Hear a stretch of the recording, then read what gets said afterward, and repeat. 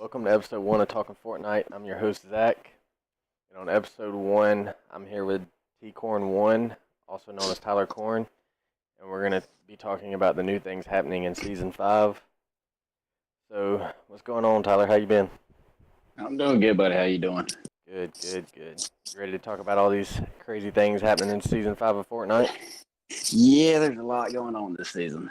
Yeah, it's definitely a crazy one. Lots happened in the past couple of weeks with it being out, for the past week or two. Yeah, it really has. Even leading up from Season 4 towards the end with the whole rocket deal. Yeah, that was unexpected. Yeah, to be honest with you, I was expecting a whole new map. I thought, like, the crack in the sky, I thought it was just going to suck in the whole new map and just give us a whole new one. Yeah, well, I really don't know what to expect. You see all these supposed leaks on Instagram or Twitter or whatnot, and it really keeps you guessing until it's actually here. Yeah, because everything you see, somebody's telling you something different. Yeah, I know. I was expecting, like you said, a totally change in the map. Yeah, and we get a whole desert. Anarchy Acres is gone. I mean, it's just different now. Yeah, it's different, but it still has that same Fortnite feel from the beginning, which I think is cool. Yeah. I don't know. I feel like they're trying to take away the building in the game, though, because they took the llamas down to 200 material and all. So I just feel like they're trying to get rid of that building and just make it more just run and gun, like shooting. Yeah, well, I don't really understand the idea of taking out the 500 loot in the llama, especially as hard as they are to find on the map. Yeah. Well, if anything, I mean, I wouldn't have minded if they'd have upped it a little bit. Just, I mean, there's only, 3 on the map? And there's only 3 in the map, yeah. Very rare to find, yeah. Well, what I thought about is why not just make a super one? That gives you 999, 2 minis, a full shield, and just have 1 llama in the game, not 3.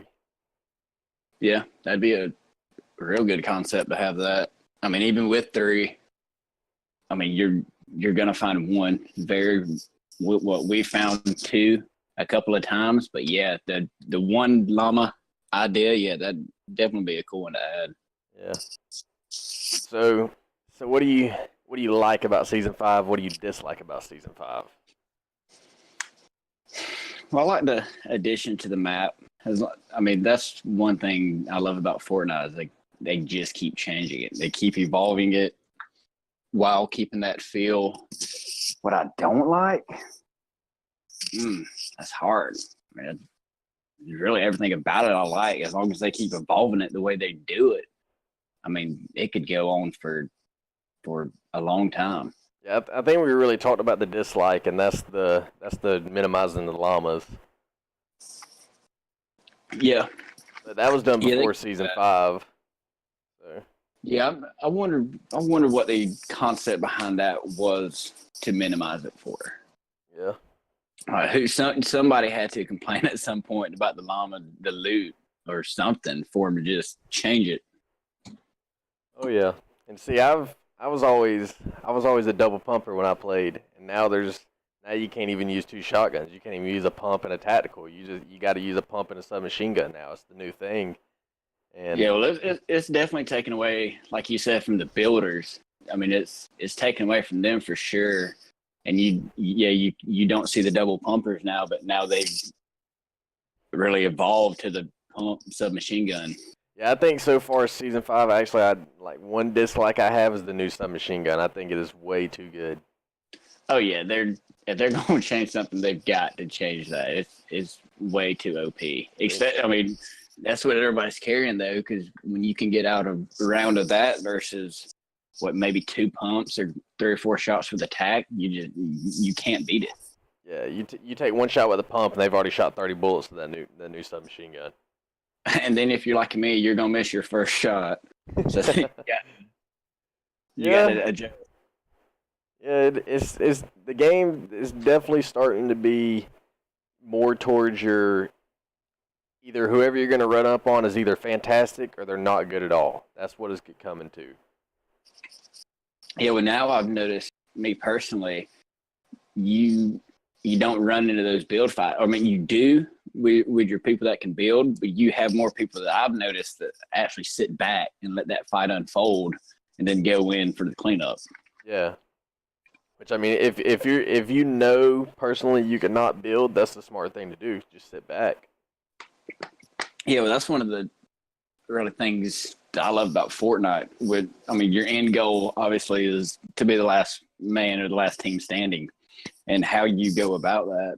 If you want to go, say you want to land tilted and go for the high kills wins, or you can land at a random building on the edge of the map and camp to the end. I mean, just totally, the gameplay is so open.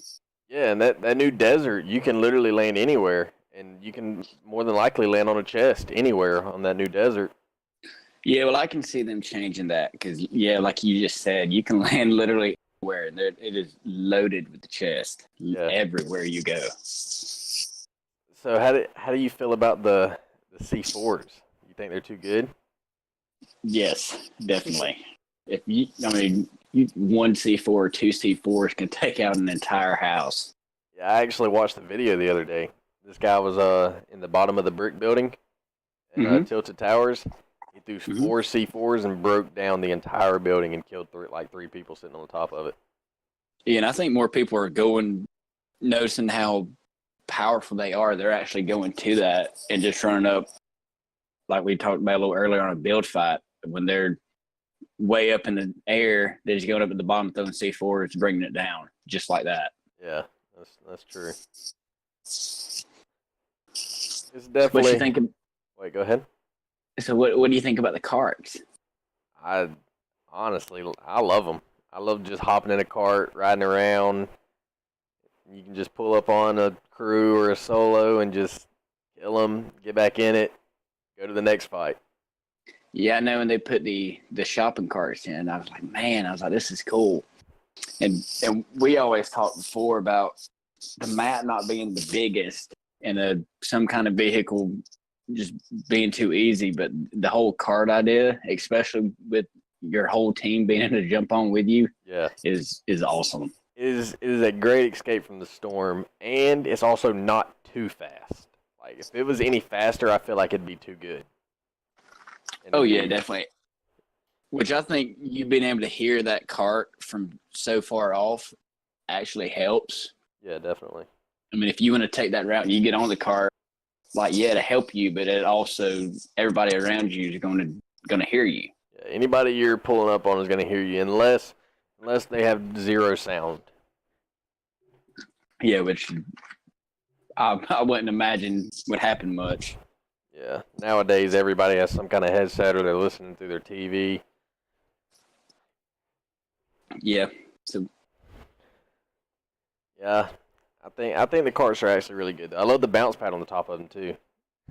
Yeah, that's pretty. It's like that's what Fortnite's doing. It's the little things that they're just adding. It keeps the game going. Things. Yeah, but it's minimal things, but it just adds so much style to the game. Oh yeah, definitely. So, how do you feel about the weekly challenges?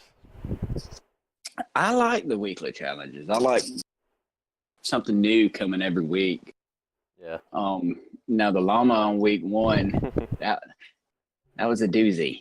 Yeah. That one was tough. I resorted to jumping in solos and just pulling out my parachute and looking for llamas. That's how hard it was. Oh yeah, I remember the first day it came out. I think I looked all day for the llamas, which I personally like the weekly challenges. I think they could add either monthly challenges or season challenges. I think that'd be a cool addition. Yeah, I think season challenges, yeah, and I think other like weekly challenges like travel a certain distance, like what's another one? Just I don't know. I think when they've had win a game before, but like win 3 or 5 or 10 games, something that's not. See that win 3, 5, 10 games. I feel like that should be like maybe make career challenges and just have Call of Duty. They have career challenges where you can just complete them over time. Mm-hmm. So put like career challenges in and just have like your first tier be win 1 game, you get XP. And the next, it steps up to tier 2 of that challenge, and it's like win 5 games. Tier 3 is win 10 games, and it just so on and so forth. Yeah, but they could definitely go that route. Like you just said, you win 100 or 200, or I mean, you don't have to be that large, but not necessarily have XP, but have skins for those challenges that you can show off that you did that. Yeah, I say they have 5 tiers, like 5. This is an example. Just have 5 tiers to it. The first 4 tiers, they can give you like a battle stars. They can give you XP. But the 5th tier, once you complete that, that's when you get the skin. Yeah, well, I think something they can change with the weekly challenges too is most of them you can obtain playing the first 2 or 3 hours of that week if you go straight for those challenges. I think they could amp it up a little bit, make it a little harder. Yeah, where it could take a full week to do it. Yeah, not just 2 or 3 hours. I know every time they drop them, I don't know if anybody else does this, but I'd go straight for the challenges. I'll drop in a 50v50 or whatnot just to get the challenges out of the way, get the battle stars, and then I'll go my regular gameplay, which I think they could amp it up to where it takes 4 or 5 days to do it. Yeah, I remember there was a weekly challenge in Moisty Mire when that was still on the map, and it was Blitz mode was out, and it was to get 7 chests in Moisty Mire. I dropped in a Blitz, got all 7 chests in one game. Yeah, definitely. I like the chests I did, but at the time when I'm trying to do it and everybody's trying to do it, it can get frustrating for sure. It's just one of the things you just got to commit and know you're dropping for chest. Yeah, that's what you have to do. But yeah, they could definitely switch up the challenges because pretty much every week you're gonna have to get chest somewhere, you're gonna have to get elimination somewhere, you're gonna have to deal damage with some kind of gun, and you're gonna have to search a location. Yeah, the hidden star, which that was kind of cool. But yeah, I definitely think they could switch it up a tad bit just to keep it interesting and different. Yeah, but I think they're doing a good job with it. Yeah, I mean it's a good concept. I also think of the daily challenges, adding new daily challenges. Stop having the same stuff over and over and over. Yeah, that's for sure. They can definitely. I mean, the possibilities that they could do are endless. Oh yeah, they could take it to another level if they wanted to. What are your feelings on the Rift? How do you like those? Love them because I can land somewhere near a rift, and even if I look at my mini map and the storms, say I'm Paradise Palms and the storms, I got to go all the way to let's just say Dusty Divot. I can take a rivet from Paradise, and there will be another rivet between me and Dusty Divot, and I can get at Dusty Divot and not even have to worry about the storm. Yeah, I've learned where those are on the map, where I can basically just jump from place to place. I don't necessarily fear the storm, but I don't worry about the storm as much as I've done in the past due to that. Just knowing my surroundings and knowing what's where definitely helps out. Oh yeah, they're a good addition. But even though like Paradise is fairly new, I never see a lot of people go there. No, well, I think this is just my opinion, but I know when I'm playing solos, I have my landing spot, regardless of anything. I got my same landing spot, and I think people have their spots, especially in squads or duos, or I mean even in solos, they have their where they've gone before. Like when they add these places, I think it's a hot spot for the first maybe week. Then they go back to their routine and what they're comfortable with. Yeah, makes sense. Yeah, like you have your let's just say your tilted towers landers. They're gonna land tilted regardless. Yeah, well, when you're gonna go to, especially when you're gonna go for a high kill game, tilted is gonna be the place. Yeah. Which I know in solos now, I've got my spot in the desert I land, and I know it's always loaded with chests, so I usually run my same route every game regardless. And I feel like that's what most people do. They test it out for a little bit, especially when a challenges get kills there, search chests there. Then I feel like they go to the same routine. But yeah, it's not nearly as loaded down as I imagined it would be. Yeah. And another thing is, how do you feel about the new ending storms when they just shift instead of just getting smaller and smaller and smaller? I love it. I love it because that takes away your people that go to the middle or guess the storm and just build an insane base or something, like just not knowing what it's going to do till the very end. I do love it until it messes me up, and then I get a little mad. But then it's part of the game. Yeah, because I couldn't tell you the number of times when I've had like 11, 12 kills, and it's been a one-on-one and a solo, and the guy's just in a 1x1 30 feet up, and I get the storms against me, so I'm having to push at him.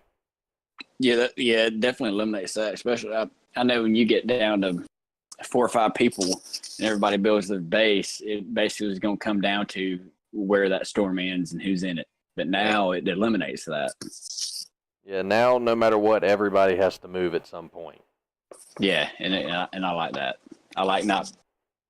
You got to have your building skill, but you got to be able to. You got to be able to hit them. Yeah, definitely. And I know personally this season, I think the Battle Pass has the best skins it's had so far. I love the skins this season. I like the skins, but I also like the concept of you leveling up your skin. Like, that's cool to me. Yeah. But yeah, the tier 100 skin is by far my favorite. Yeah, you get the tier 100 skin maxed out. I think it's like 750,000 experience. Mm-hmm. And he's definitely a bad man. Yeah, and that's what I don't know if this has anything to do with like you having to level up, but I know with the other ones, especially the Dark Knight and or the Black Knight and the John Wick character, you would see people instantly day one of the season. I feel like would buy it. You go straight to it. Mm-hmm. And with this season and even last season, I don't feel like I see that many tier 100 skins like you would. I don't know if that's the fact that you got to level them up and people are just like, well, I'll save the money and just gain up the battle pass and get it. Yeah. But yeah, I'm not gonna lie to you. I've only seen one of the tier 100s, and that was I think day one of the battle pass. Yeah, I think that might be the only one I've seen. Yeah, it was day one. I haven't seen many of the I don't know if it's the scientist girl. Yeah, the detective one, yeah. Yeah, the detective, and I haven't seen the soldier guy either, the sledgehammer. Yeah, I like to call him Chris Kyle. Oh yeah, definitely Chris Kyle. I heard somebody referenced him from another TV show, but I don't know what TV show it was. I'm gonna stick to Chris Kyle. Yeah, Chris Kyle's better. Yeah, I like the golf balls, basketball, and beach ball thing too. That's pretty cool. Oh yeah, I couldn't tell you how many times I stayed on Lazy Links just getting hole-in-ones. Oh yeah, and for them to Fortnite to notice people doing that, like before it came out, like trying to, even with the soccer goals, like trying to make a goal or score a basket with a ball that's just on the ground. Yeah. And for them to take it and run with it is really cool. Oh yeah, they're definitely catching on to what everybody's liking, and they're making the game 20 times better every time. Yeah, that's what keeps attracting people to it, is knowing who your players are and who's putting time into your game, and they're definitely hitting it. Yeah, and I know they're pushing for the esports, and they made out a tweet a long time ago when they initially started. They were going to try to start esports, that there was going to be $100 million in prizes. Oh, I believe it. I mean, there's no telling how many people play this game on a daily basis. And how many people buy V-Bucks on a daily basis. Oh, yeah. And for it to be a free game when it came out and to see where it's at, I mean, obviously you still get it free now. Yeah. But to see just how big it's got is amazing. Yeah, I saw a tweet today from another account that it is the #1 free game to ever succeed, and they've grown $1.2 billion in gross. Oh, I believe it. I mean, you get on social media. I mean, everybody's playing the game, from celebrities to athletes. I mean, just everybody's playing the game. Drake playing with Ninja. Yeah, I mean, if you're not playing the game, you know about the game because everybody's talking about it. Yeah, actually, a guy I know, we were playing it, and he walked in the room that he was at the house, and he walked in the room, he was like, "What you playing Fortnite?" And I was like, "Wow, I was not expecting you to know what this game was called." Oh yeah, I've got my 40, 50-year-old boss. I mean, just whatever. He's like, "Well, what do you do when you're not working?" I'm like, "Well, I'm at the house." I was like, "Playing video games or something." He's like, "Play that new Fortnite game?" And I just kind of look at him like, "What do you know, first of all, about video games, but Fortnite?" Yeah. He's like, "Dude, it's everywhere." He's like, "That's all my kids talk about." I mean, that's the exposure it's getting. Everybody knows about it. Yeah, it's definitely a worldwide known game. Oh yeah, for sure. And if they keep evolving like they're doing, I mean, there's no telling just where they can take it. Yeah, and going back to the new season and the new map, where do you find yourself landing most? I'm usually, if I'm in solos, somewhere in the desert, probably south or a little east of Paradise. Yes. That's just because I know it's loaded with chests, and then I can go in. You can have your people land Paradise. They're going to kill each other off, and then you just go in, load it down, full health, and you clean house. I mean, that's what you do. My gameplay's not a tilted player or greasy or salty, something like that, just because my build skill is not. I'm not confident in my building to land their places, so I have to start on the outside and come in. Yeah, which works. But yeah, that's usually where I land. Sometimes I go to lazy if I feel like getting a quick round in, but other than that, it's somewhere in the desert. Yeah, I normally land tilted unless I have the mindset going in like I don't care about kills, I just want to win. Mm-hmm. And that's when I'll land like out. I actually probably land Paradise all the time if I'm going for wins because not a lot of people go there and I can get some loot and get some kills and then move on. Mm-hmm. But if I'm just dropping in playing, like if I turn my PlayStation on and I'm dropping in and playing Fortnite, I'm just landing tilted because I can win there, but it's not 100% guaranteed most of the time. Well, before this season, it was really anarchy. That's not possible anymore. So they took it away. Somewhere out there in the desert. You gotta transition over to Fatal Fields. Yeah, I gotta switch something up. They dropped the ball on me and just took it out. I was caught off guard a little bit. Which I guess the Rocket there last season. Or landing there last season. I should have seen it coming a little bit. Yeah, I don't know. I feel like they made a very drastic change that made it for the better. Like I feel like the map's better than it has been. Yeah, I feel like it's got the. I mean, it's the same size map, obviously, but it just feels so much bigger to me personally. Yeah. But yeah, as a Fortnite player that started playing when it Battle Royale came out, I would like to see the entire old map where Salty didn't have a name, Dusty Depot didn't have a name, and it was just kind of have a little throwback. Yeah, have a little throwback. Which, like you said, with the esports or going into esports, you have all these Fortnite tournaments or whatnot. And I'm assuming the way you play them, say if you're a duo, you drop in as a squad, you and your other team, and you go for the high kills. Yeah, that's correct. I think they could go to have a separate map for the tournaments or just for, I mean, whatever, you and your buddies, a smaller map, obviously, and just go in like a 2v2. Yeah, I've said that. I've thought of like having the playground mode was phenomenal. Loved it. Oh yeah, it was awesome. But I feel like the playground mode, have like a smaller map, the starter island for sakes, and like just put a couple houses on it and and whatnot, and just have like a 1v1 playlist, have a 2v2 playlist, just cut the map in half and have like a 4v4 playlist or something, you know? Yeah, I mean, they can do that. I mean, literally, they can go wherever they want with this game, and there's just so many possibilities out there that's going to keep these gamers coming back to the game. I mean, they keep evolving it.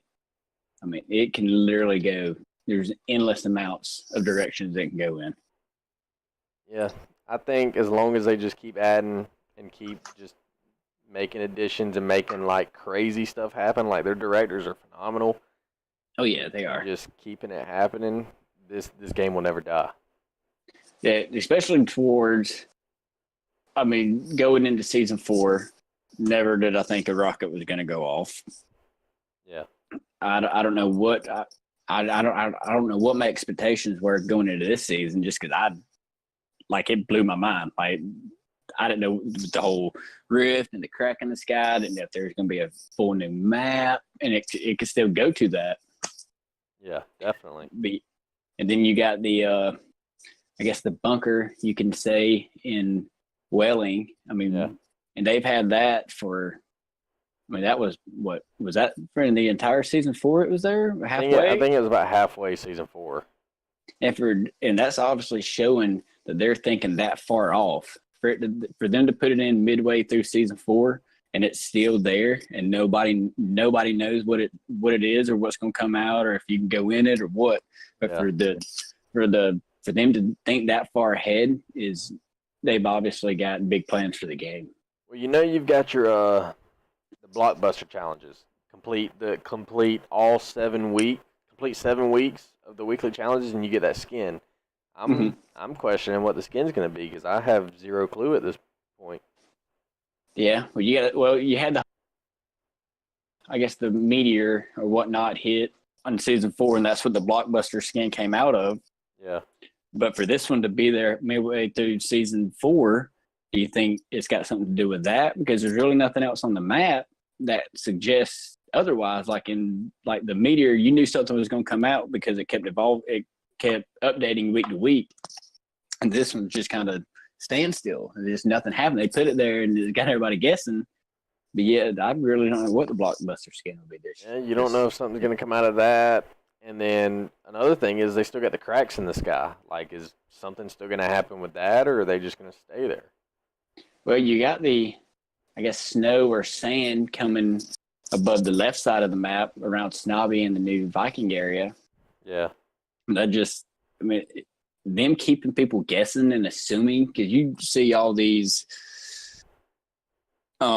people guessing or saying what they are on Twitter or Instagram, but you don't know.